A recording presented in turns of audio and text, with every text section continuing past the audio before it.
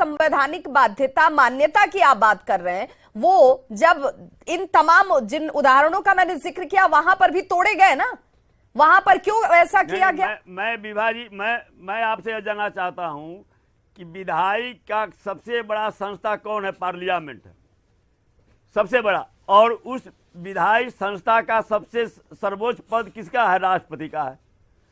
राष्ट्राध्यक्ष राष्ट्रपति को माना गया है। उस सवाल यह है कि पार्लियामेंट जो है उसका हेड राष्ट्रपति होता है।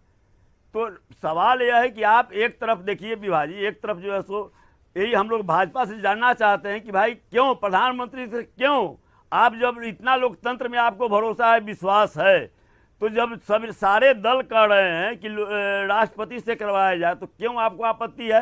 क्या आपत्ति है? क्या इसलिए कि जो है सो आप कभी कहते थे कि मैंने दलित को राष्ट्रपति बनाया, तो आज जो है सो तो दलित को आपने राष्ट्रपति को बुलाया नहीं शिलान्यास के लिए। कम से कम राष्ट्रपति, उपराष्ट्रपति, प्रधानमंत्री जैसे पदों पर बैठे जो गणमान्य है उनका जाति से तो कम से कम उनको जोड़ के मत चर्चा कीजिए। बड़े दुर्भाग्य की बात लगती है। और आप सभी माननीय है, कहते हैं कि मैंने आदिवासी महिला को राष्ट्रपति बनाया। ये कम से कम इतनी मर्यादा का तो पालन होना चाहिए कि इस शीर्ष पदों पर बैठे लोगों की जाति से उनकी पहचान नहीं होती है। नहीं, मनीष पांडे जी, मैं आऊंगी। चितरंजन जी, चर्चा में पहले सभी को शामिल कर लूं, मैं आपके पास फिर पहुंचूंगी। सवाल कई है। मनीष पांडे जी, संस्थाओं को परिभाषित लोग अपने ढंग से करेंगे। क्या ये आप बार बार कह रहे हैं कि मोदी प्रतिशोध में ये विरोध किया जा रहा है, सिर्फ और सिर्फ मकसद 2024 है? क्यों मोदी प्रतिशोध से क्या मतलब है? इसमें मोदी कहां से इसमें आ गए? मोदी कौन फैक्टर है? चितरंजन जी, आपको वक्त मिला था, आपको वक्त मिला था, आपने अपनी बात रख ली, अब दूसरे को भी सुनने का धैर्य रखें। मनीष पांडे जी। ठीक। मैं गार्जियन से व्यक्तिगत भी निवेदन करूंगा, हाथ जोड़ के, दर्शक देख रहे हैं कि थोड़ा सा सुन लीजिएगा हमको, बाकी तो आप लोग विधानसभा में नहीं है बोलने देते हैं। देखिए ऐसा है, पार्लियामेंट में गलत आप लोग दुरुपयोग कर रहे हैं, आप तो मेमोरी ये खत्म कर दे रहे हैं। नहीं ठीक है, कहीं भी आप बोलने नहीं देते हैं। चितरंजन जी ठीक है, देखिए ऐसा है विभाजी जी, ये अभी कह रहे थे कि विषय मोदी का नहीं है, अब थोड़ा शांत रहिएगा। देखिए ये मंदिर के विरोधी हैं, सच्चाई यह है कि यह मंदिर के विरोधी लोग हैं, जो 19 पार्टियां 20 पार्टियां हैं। जब राम मंदिर बन रहा था विभाजी, तो इन्होंने शुरू से राम के अस्तित्व पर, राम की प्रासंगिकता पर ये प्रश्न चिन्ह खड़ा करते रहे।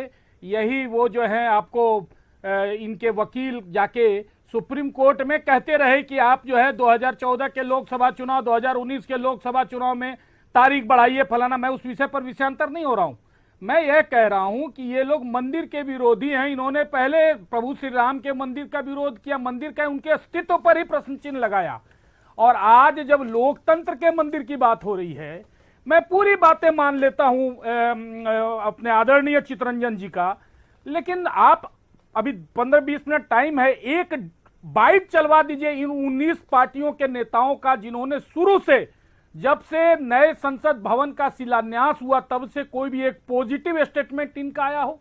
और मैं विरोध तो ये शुरू दिन से कर रहे हैं, अगर राष्ट्रपति से उद्घाटन करवाने की बात आती तो भी ये विरोध करते। सवाल इसका नहीं है कि कौन कर रहा है नहीं कर रहा है, सवाल सिर्फ इनका है, इनके साथ यही है कि एक अति पिछड़ा का बेटा, एक चाय बेचने वाला व्यक्ति, एक गरीब परिवार का व्यक्ति आज इस स्थिति में हो गया कि वह देश के संसद भवन का उद्घाटन कर रहा है। चूंकि मैं उन बातों को नहीं दोहराऊंगा विभाजी जिसकी जिक्र आपने किया कि कैसे सोनिया गांधी चेयरपर्सन यूपीए, वो कौन होती है मणिपुर के विधानसभा के भवन का उद्घाटन करने वाला, उसमें कह दिए कि ये आप कह दीजिए कि आपकी संगति आज की तारीख में गलत लोगों के साथ है। आप स्वीकार कीजिए कि हाँ, अगर कांग्रेस तब गलत की थी तो आप कहिए कि आपका संगत गलत संगत हो गया, बिहार इसलिए गड़बड़ा रहा है। नीतीश कुमार जी जब बिहार में उद्घाटन करते हैं, राज्यपाल को आपने कहा, मैं भी कह रहा हूं, राज्यपाल को भी बुलाना उचित नहीं समझा। और इतना ही नहीं, जितने भी प्रदेशों में नए भवनों का शिलान्यास हुआ, कहीं पर राज्यपाल को भी बुलाना उचित नहीं समझा। जिन लोगों ने इतना बड़ी गलती की है, वह आज बहाना बना रहे हैं कि राष्ट्रपति और प्रधानमंत्री